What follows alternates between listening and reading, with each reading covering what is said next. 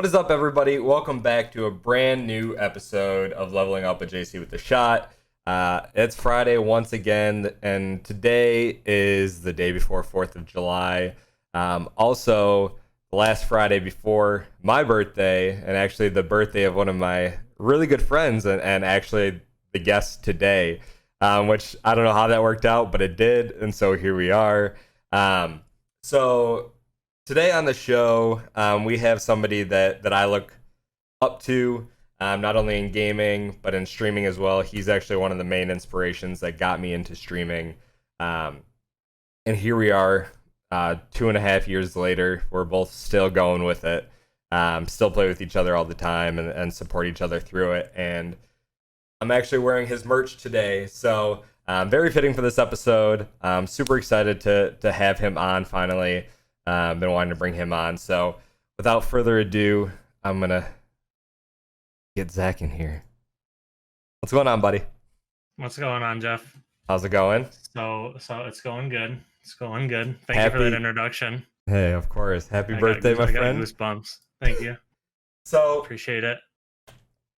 So Rehkless. Happy birthday to you as well. Hey, I appreciate that. So obviously, you've probably watched a couple of these by now. But above your video, you got your name. Below your video, you got your Twitter handle. So before we get into your explanation of your name, talk to me a little bit about who you are as a gamer. What you got for me? Okay, so we can start with the name. That's fine. Okay. But basically, so I started streaming. I don't know when I started streaming, Jeff. But I started streaming probably back in like 2016. What's really funny was I even tried streaming back in 2014 those times, but that was straight from like the Xbox, and that didn't go too well. But the name originated from back in Big Ballers. I don't know if you NBA Ballers. Okay. If you ever played that on PlayStation 2. Yeah. There was a bunch of names. It was like sick with it or whatever, and then one came across as Rehkless, and I was like, man, that sounds pretty cool. I'll go with that name. And then ever since then, I've just kind of variated the name. And it's just stuck with me. It's really good to go through video games like SOCOM when I played with Robbie. It was Rehkless Assassin. Okay. And then when I went to Xbox, it was Rehkless 22. And then it just varied into Rehkless to get a simple handle on Twitch, which we know is very difficult.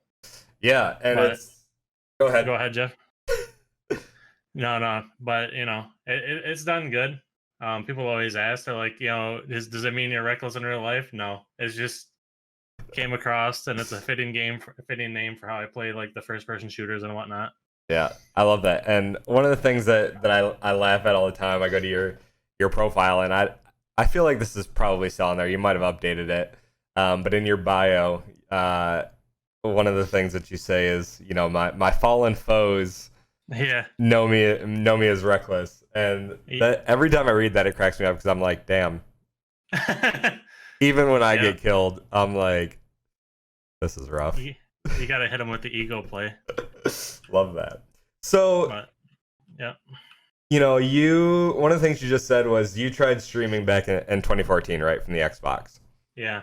So what got you into streaming? Like, why then? I think everybody knows of this. So then, 2014, I never watched any other Twitch streamer. I just knew Twitch was there. I kind of wish I went for it more at that time.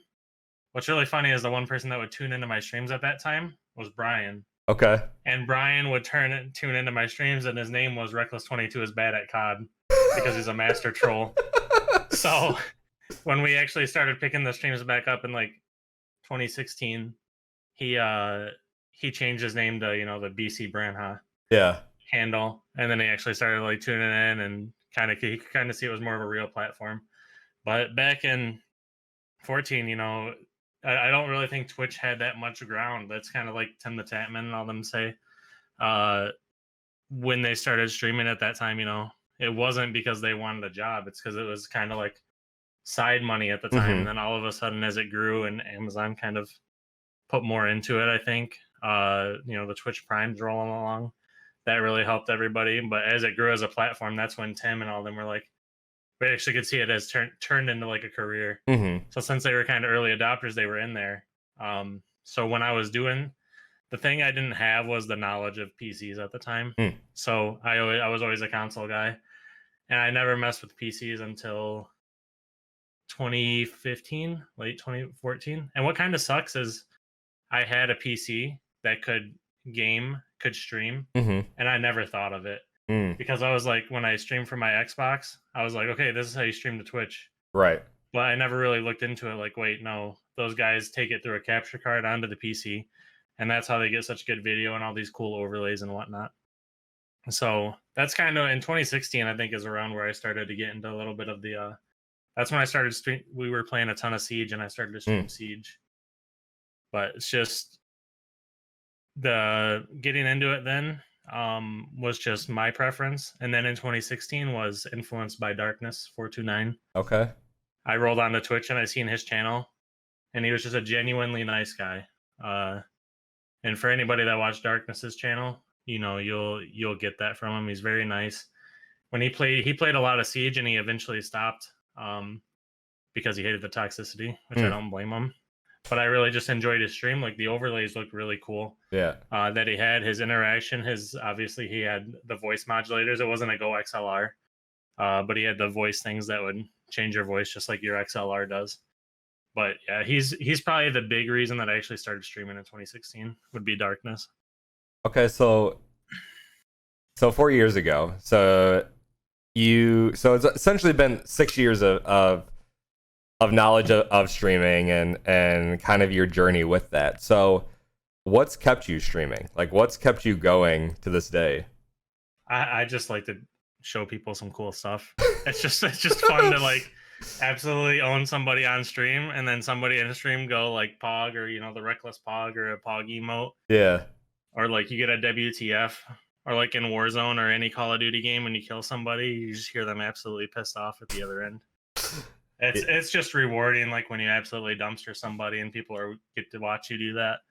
That was kind of one of the things like I missed a lot was, so like when I played Halo 3 back in the day on the 360. Great game. Yeah, absolutely. I'm waiting for the new one. But when they had that, they were like one of the first games to have in-game like recording. So I would always like record crazy clips of doing stuff on there. Like there was one game where like these two guys were running up a Valhalla, like the middle lane, and I threw two plasmas and stuck both of them. Like, and I couldn't even really see him. One dude actually jumped up and caught it like a touchdown pass. Love that. And like I recorded that and saved all those clips, you know, and send them to my buddies on like the Xbox, or whenever they would come over, I would show them. Yeah. I'd be like, man, look at this. They'd be like, oh man, that's sick, you know. But now I can just do that on Twitch. It's like instant gratification. You do something sick, you do it in the clip, and you send it over. So I'd say that's the one thing that really keeps me streaming, and it also keeps you like in touch with your friends too. It's like your friends that might not be close to you anymore, like you know, Frank, Robbie. You know, we're all distance. You're pretty close to me, you know, being in Flint, but you know, Brian's on the other side of the state, so it's easy. Once I go live, everybody gets the notification. Everybody basically gets to join in the chat room, and we all get to kind of hang out as I get to do like my favorite thing, which is play games. Yeah. So obviously, I think a big conversation that happens with streaming, and I know I got this, is, you know, why would people watch other people play games when they can just do it themselves? And I know that I get that in my family, and that's what my mom said like when I first started. So what does that look like, you know, in your life? Have you had that? Have you had like the support? Obviously, like you've been streaming a lot during quarantine. What does that look like, you know, with Lisa? What does that look like with your family? Yeah, so for like Lisa and stuff, she doesn't care. She actually really supports it, and she thinks it's cool. Like that one time when you guys were gifting a bunch of subs and whatnot, I was like, holy crap, Lisa, we're up to like, I think I almost reached 50 subs. We got really close. I think we got to like 38, 39. Okay. We were almost to the emote slot. But she was like, holy crap, that's awesome. And like the times that I was playing Valorant, and granted, some of the people that were there were only there for drops. Like I haven't really seen them again. But like when I was doing that, I'd be like I like hit 15 viewers today. I hit like 20 viewers today. Like it was nuts. And she'd be like, holy crap, that's sweet, you know, and she would never give me crap. Like, why are you streaming, Mm-hmm. you know, XYZ hours? She doesn't care when I stream, you know. I always still try to spend time with her and make sure I'm there for everything. And in regards to my family, uh my little brother and my older brother, my older brother got me into gaming, so he loves to watch me stream. Um my little brother, he fully supports it. He's pretty good at COD. Mm. I wish he would stream, because he plays like multiplayer. Okay. He does really good. Uh, but he's so slammed with work. But Mm-hmm. I wish he would get into streaming, because I think he would be able to get some good clips, or at least put something on YouTube. And you know, my mom and them, they never really. She knows I love games. She knows I'm Mm-hmm. really good at them. So you know, she never had an issue. But for me, it's never been a why would you watch, you know, whenever I mention it to somebody, I'm like, Mm-hmm. yeah, it's this platform where you can kind of watch other people play games, see how they do it. I kind of explain it as like, for some people that watch the streams, a lot of people enjoy watching streams because they might not be able to do what that streamer is capable of Right. doing, and they enjoy watching that. So they're like, man, like I can't do this, but I would like to kind of learn how to do it. Mm-hmm. So a lot, like even for me, like an Escape from Tarkov, man, that game was such a high learning curve. All I would do is sit there and watch Sacriel. I would watch Shroud. I would watch all those guys, try to Mm-hmm. understand how the frick are they doing this, because there's no learning guide in that game.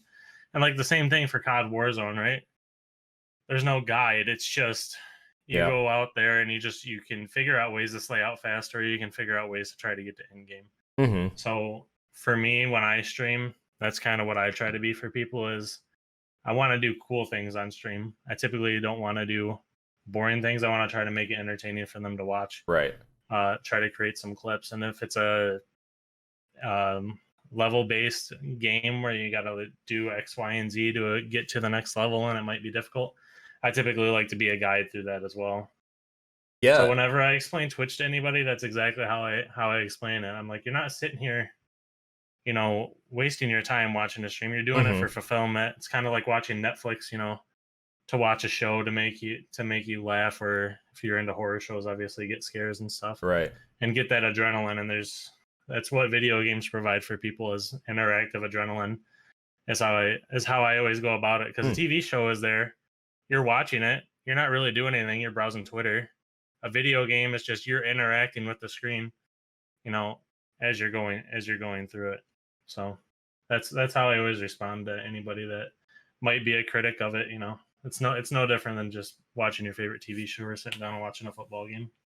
Yeah, I like that the interactive adrenaline. I like that piece. I think I might use that in the future. But no, I completely agree, because I think of, you know, back in the early days of Fortnite, right? When like building like first started, right? Like Myth was like considered one of the best builders, right? Like people watched him because he could build essentially what was a porta-fort at the time, and Yeah, people would be amazed at it, right? right. And then as the game progressed, like you see people like Tifu, you saw people like Symphony, you know, Ninja, all these other individuals start gaining traction because they were doing crazy things in the game. And now you got these kids like Benji Fishy, you got Mongrel, like Mr. Savage, who have taken the game to this whole different level. And I think, you know, to your point of, you know, watching it to almost like learn something, I think when I watch some of those players like play competitive, like I'm taking stuff from them because I'm like, oh, that's a really good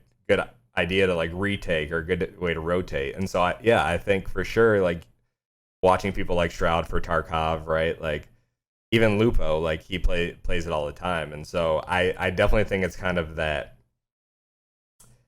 Yeah, like educational part of in a way. yeah. And my favorite thing is there's always a variety of streamers, and I think that's one of the coolest things that Twitch brings is there's so many people that stream, Mm-hmm. and it's different play styles, right? Like my friend Dylan hates to play Tarkov with me because I'm an absolute psychopath.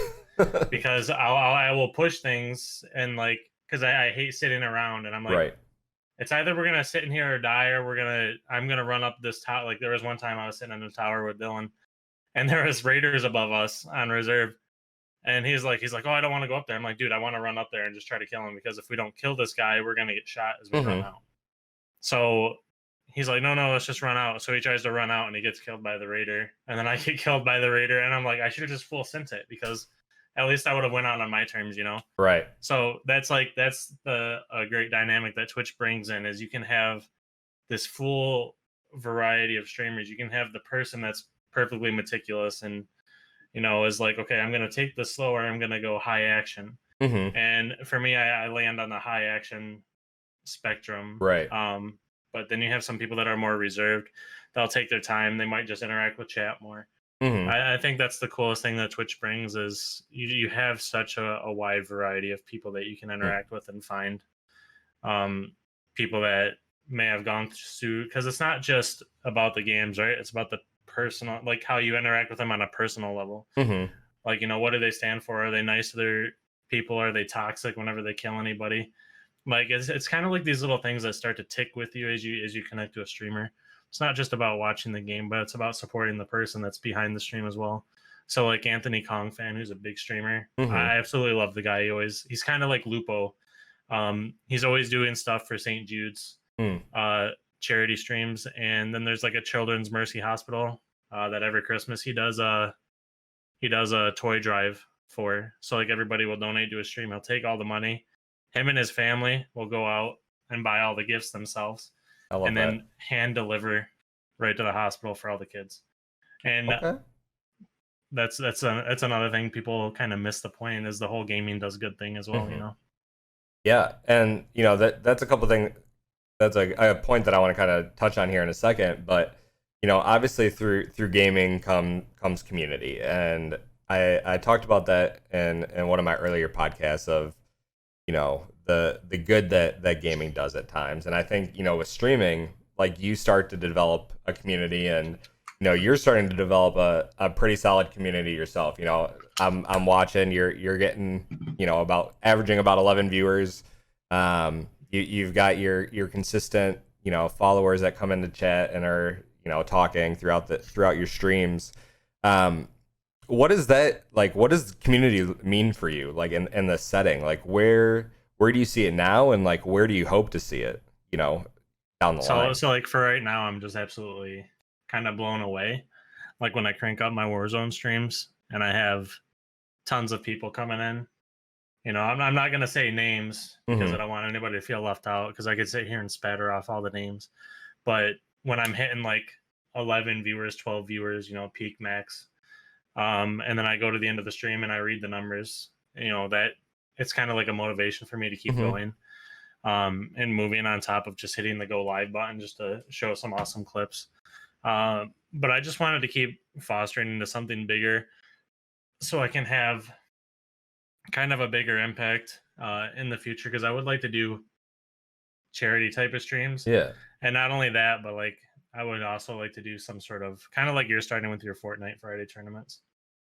But I want to get big enough of a community where we can start to hold big custom games, have a lot of interaction, and maybe more often hold like giveaways that are legit for the community. Because I like to hold giveaways a lot and give stuff away that's awesome to give back to everybody. Because when people stop by and say hi, you know, I don't think people understand how big of an impact that has for a streamer. Like, even if it's just to stop by, say hi for like a second, and then say, I either gotta leave because I'm, you know, doing something else, or I can drop a lurk.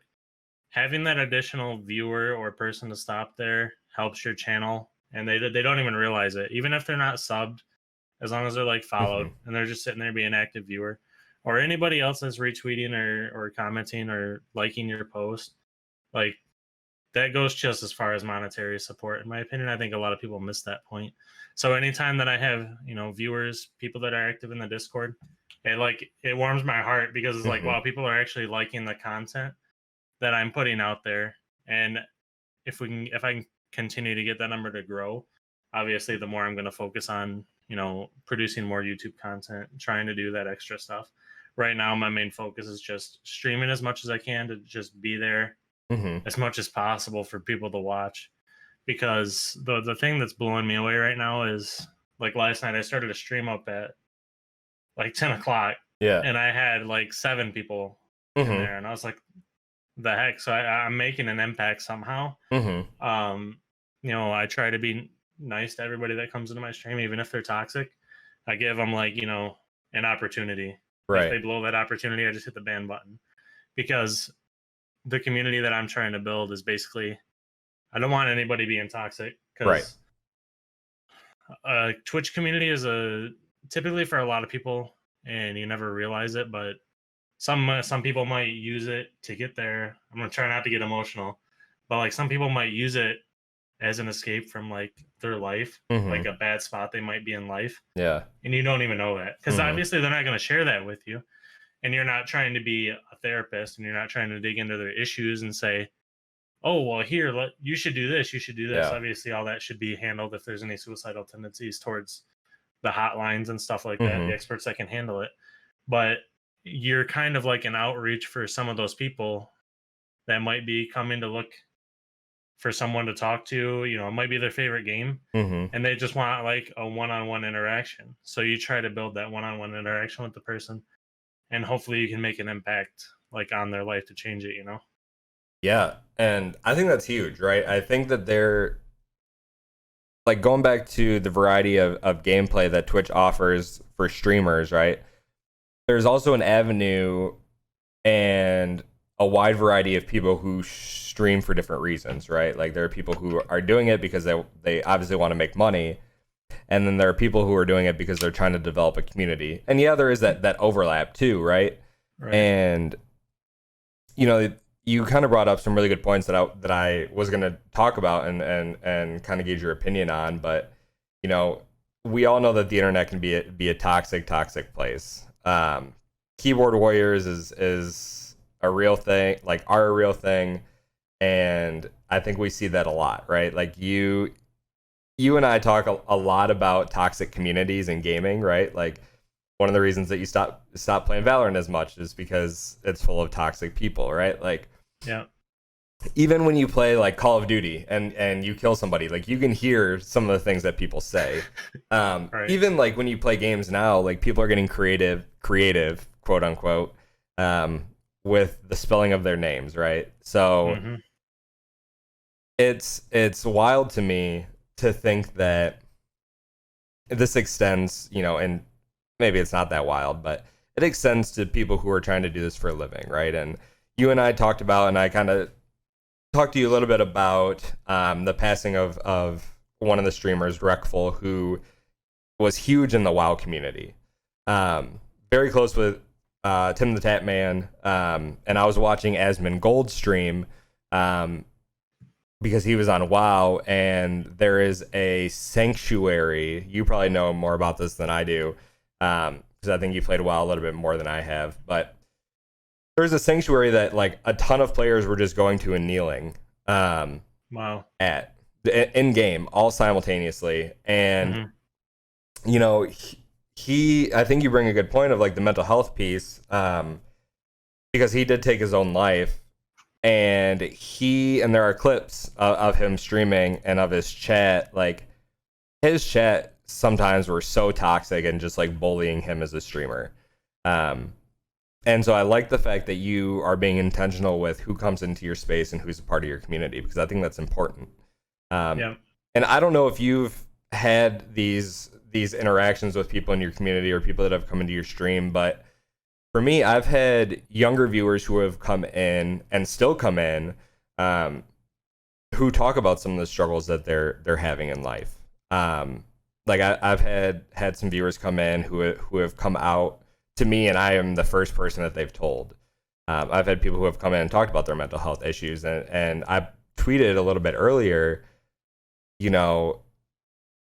I care about my community, and I know you care about your community too, and whoever comes in, and that shows in the way that you kind of responded to that, right? So I think it's important, especially as smaller communities, to be there for those people that need it. And so I really like and admire that that's what you're trying to build, because I think there are going to be younger individuals who need that space.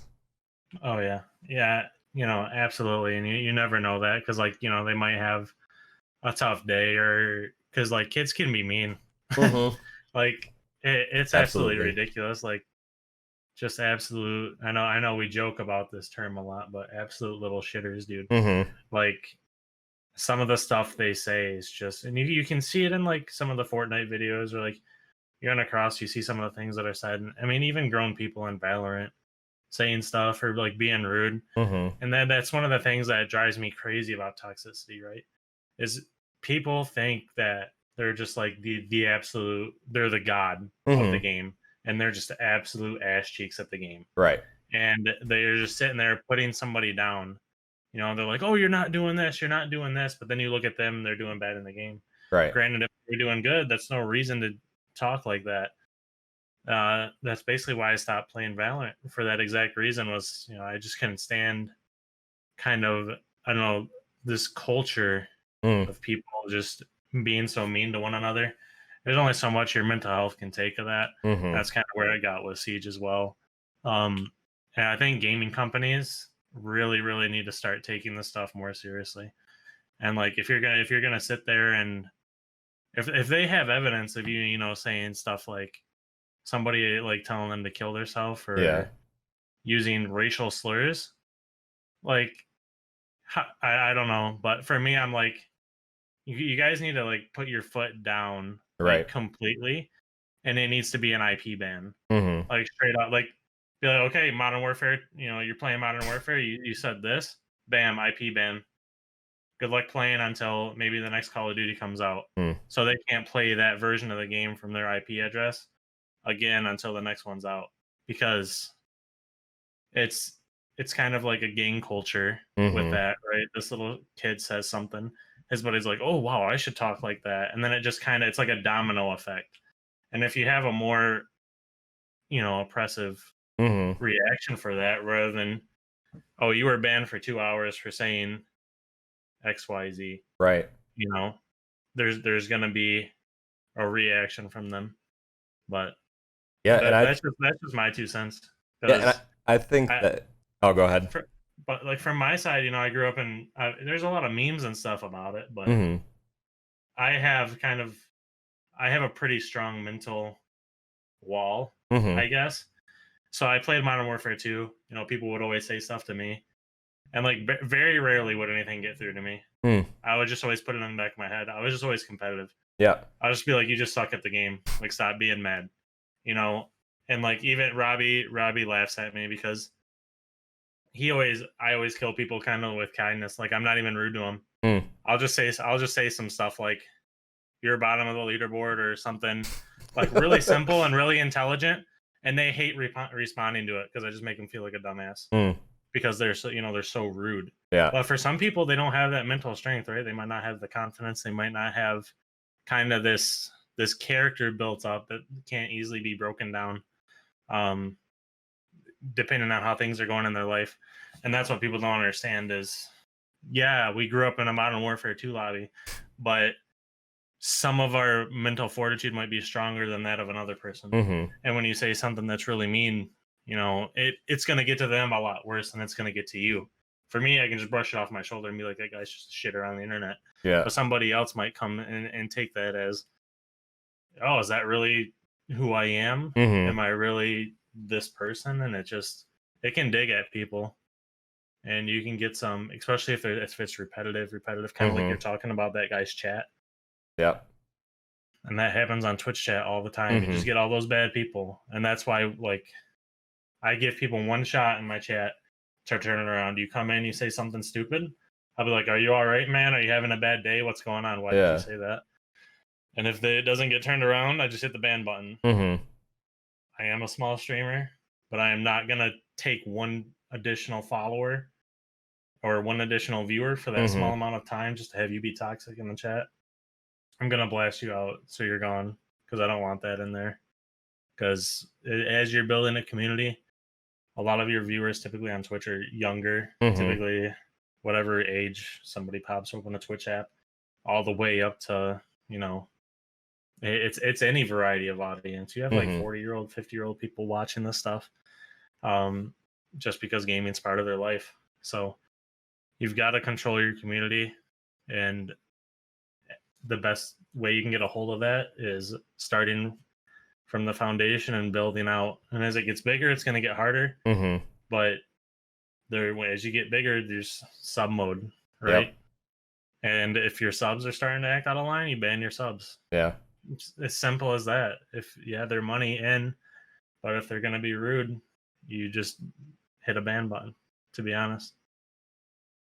Yeah, I mean, and you talk about growing up in an era of Modern Warfare 2 lobbies, and I think even the same with Halo 2 lobbies, right? Like those were two of the most toxic communities that I think I've ever been a part of or witnessed. Now, Fortnite, I was talking about this when I had Frank on in my third episode, or my second episode, one of the two. We talked about, the toxicity that comes with, some of these kids that are, 14, 15 years old, 16 years old playing this game, especially competitively.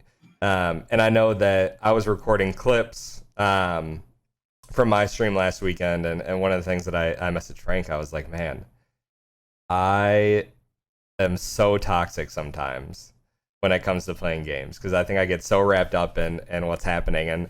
And I bring that up because I think, that's one of the things that I appreciate so much about playing with you, is that you, no matter what happens, you're going to motivate those people that you're playing with. Like, you're always going to hold up the people that you're playing with to a high standard of just like, hey, we lost this one, we're going to get this next one. And right. I think that you provide that in our group when we play, because you're always looking at, I think, the next play. And I think that's what makes you so good at gaming, aside from just being badass and being so skilled at them, at any game you touch, except for maybe Rocket League, but that's fine. But I think that's why people enjoy watching you and enjoy playing with you, is because you not only challenge them, but you aren't going to put them down for not being the best at that game. And I think that that's what we need in the gaming industry, and that's what we need in the streaming industry. And so, as we kind of start to look to wrap up here, I hope that you get to that point. And, with that being said, is your hope at one point to potentially do this full time? Yeah. That'd be the dream, right? To do it full time, and kind of as you state, like, trying to build people up and not break them down, for doing bad, kind of like JJ, right? So JJ, he's a god at Fortnite, right? Mm-hmm. Like, he's really, really good. Let me tell you, this kid, when I was playing on Facebook in Fortnite, he was just not good. He was on the Xbox, but man, I just enjoyed playing with him. Yeah. I was like, this guy's coming to hang out on my stream. His name at the time was Blind Man, and we'd be playing Fortnite. He wouldn't be the best player, but I'd be like, whatever. I'll carry the team, and he might get a kill. He might res me. That's what this person's for. But if we ultimately die, it's likely my fault. Like, I'm not gonna put any of it on him. I might tell him something he can do differently, but I'm not gonna sit here and be like, man, why didn't you kill that guy? Why didn't you do this? Yeah, because that's never constructive to anybody. So we would always play, right? And then a little bit after that, right after switching from Facebook back to Twitch and whatnot, I think he got like a PC or something. And then I was like, JJ, we were on Twitch, and I was like, you wanna play some games? So we loaded into a Fortnite game, and this was me after taking like a break. I forgot what I was playing, maybe Black Ops 4 or something. And we started playing, right? And I'm sitting here, I'm cranking, right? And I'm like, man, I'm destroying this kid. And JJ's over there just going up like crazy. I'm like, what the hell just happened here? And he's like, oh yeah, I got a PC. I've been practicing. I've just been wanting to get better. And it's just like an exact example of that. It's like, rather than driving somebody out of a game, you can play with them through the growing pains, and be like, look, it's going to get better. You can get to where I am. You just need to practice. And obviously, he's like one of the best Fortnite players that I know. He's actually probably the best Fortnite player that I personally know. So that's why when I played Valorant a lot, I had the same approach, right? Like, even though I'd be like 23-7 or something on my team, I've got some kid at the bottom going 2-13. I'd be like, man, it really sucks. He is going 2-13, but I'm not gonna sit here and pour salt in the wound and be like, if it wasn't for you, come on, get kills, do this. What are you doing? Like, and typically whenever anybody jumps on that kid or something, I'll typically speak up and be like, dude, you're not doing anything to help either. Like, why are you attacking him when you're not even holding up your end of the bargain, right? You're not using your agent right. You're not doing this. That's when I'll start to tear into people that want to tear into some other people. I'll start analyzing their game if they're going to be rude. But a lot of people don't understand that, you know, A, they're new to the game. You want to bring new players and you don't want to drive them out. And you just always want to build people up and not break them down. I kind of think it's a huge thing that people need to understand in gaming communities. Because everybody was new to a game at one point. Very true. And I think, you know, last couple of points here, but, you know, I look at JJ and Jay, as you said, he is probably one of the best players that I know personally at the game.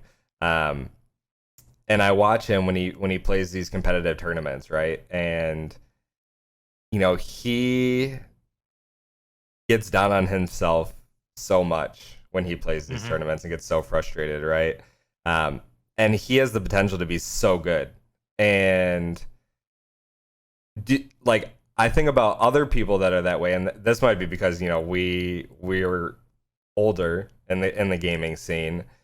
But do you think that, you know, that is something that these younger players are going to learn? Is that resilient piece of, okay, I made this mistake? Or do you think it's something that needs to be, you know, taught and handed down by our generation, if that makes sense?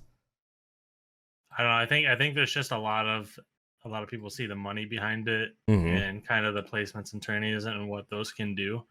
And I think it puts a lot of pressure on somebody like that. But I think they just got to realize, you know, bigger picture. Like, we never had these bigger tourneys True. as we grew up. So the biggest thing that I had to just worry about was burying the dude on the other team. That's all I cared about. So as long as I buried the dude on the other team, I'm happy, right? Yeah. I might get buried one game out of multiple, but as you go into multiple tournaments over and over again, you're trying to compete for money. You've been playing for a while. It kind of gets to the wear and tear. But I mean, at the end of the day, you just got to think about it. Like, JJ, I would say, is like honestly, like the highest tier of Fortnite, like, players, in my opinion. Like, when I play against him, like, yes, I'll beat him in a build battle, like maybe 2 out of 20 times, or like 1 out of 10. But it's like, it's sheer luck, right? Like, he messes up an edit, I get a 200 pump shotgun shot. Yeah. And like, a lot of people just need to remind themselves kind of that. It's just a kind of a mental reset. It's like, okay, I'm still really good at the game. What do I need to figure out to try to get myself, you know, out of that position? Like, when me and him played duos a lot, like, there's so much, and that's what I always try to tell him. There's always so much you can't control in Fortnite. This is why truly Fortnite isn't competitive to me, in my opinion. Is because there's so much RNG involved in that game. You're talking about circle, where you land. How many people are going to land with you in that tournament, right? How are you going to fend them off? A perfect example was when me and him played duos and we qualified for the next day. We were landing at the Tomato Temple that was left in Chapter 1. And we had one team maybe land there with us one time, and we qualified to go to the next day. And then after that, in that next tournament, and the next day, we're landing there, and we have 2 to 3 teams landing with us. And we die, like, so we try to land there 5 or 6 games, I think. Yeah. And we just got griefed every time. And it's like, how could we have planned for that, right? We went on all these other queues. Nobody ever landed here. We were fine. So that was the time when the ballers were out. I was like, JJ, let's just try to go land somewhere stupid. We landed at the baller spawn in the back by the volcano or whatever. And we landed there. We fought all the teams that were there, killed them all, got ballers, got placement, got good numbers. And it's like, if we would have just landed there, right, we would have done better. But how are you supposed to predict that? Right. And everything has to go right in that game for you to succeed. You have to get circle. You have to be very careful about who you shoot. And I think that's what a lot of people have issues with. Mm. And like all it takes is you just choose the one wrong person to shoot. That person either has a minigun, has grenades. It's just all these factors that come in. So beating yourself up on that game is very difficult because you just want to succeed so bad. But there's so many other driving factors in that video game that make it one of the hardest games to compete in. You have so many competitors that are really good, and so much randomness in play versus like Rainbow Six Siege, where you have a static map, chosen operators, dictated spawn points, dictated plant sites. You start to get this consistent plan. But in Fortnite, there's really no plan. It's just hope you don't get absolutely griefed and you get a weapon when you land. Yeah. So it's a very different mechanic. And I think there's such a huge skill gap in that game too. And you know, as you get to the higher levels of competitive, you know, I was watching this latest tournament. Like everybody knows where every other group lands. Like because they play in these different scrims together. Like they do their research, right? It's essentially like a pro sport by watching tape. So yeah, it's crazy. And we can talk about competitive gaming at another time, but you know, what is one piece of advice that you would give somebody who's interested in starting to stream? Like what is that piece of advice that you would give them? For me, I would say shut your viewer count off.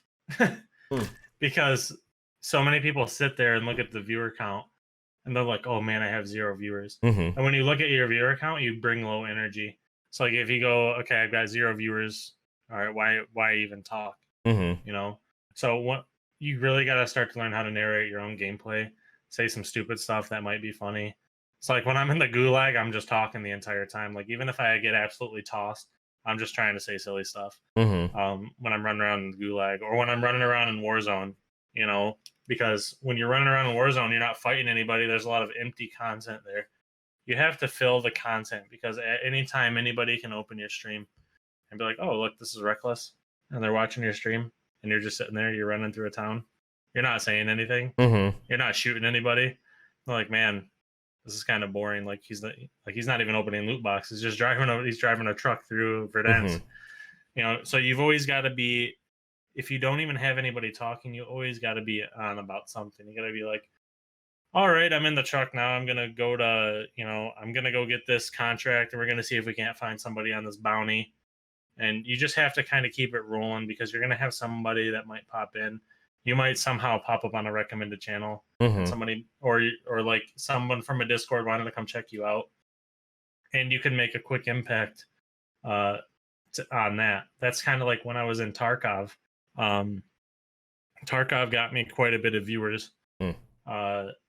Just because whenever I would play that game, I'd explain what I was doing all the time. I'd be like, all right, I'm going to loot these cabinets because they have gas rate analyzers in them. All right, I'm looting this cabinet, no analyzer. We're going to go over to Pawn where it has multiple cabinet spawns, and we're going to check out over there, but we got to be careful because I'm crossing the yard and there's XYZ, explaining everything.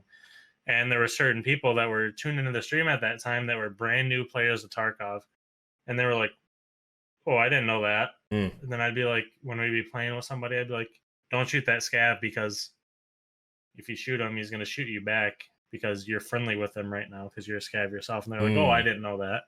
So just always narrating your content and always keeping things moving is always going to help your stream. Because as you sit there, you don't say anything, somebody could pop in, not enjoy it, and then there's a potential follower loss. So definitely shut off the viewer count if you're a brand new streamer, and then maybe check it out at the end because it's can bring bad energy. Yeah, and I think that's a good point. Is like literally every second counts in your stream, and you know somebody could pop in for 6 seconds, and you have that 6 seconds to capture them and get them to come back.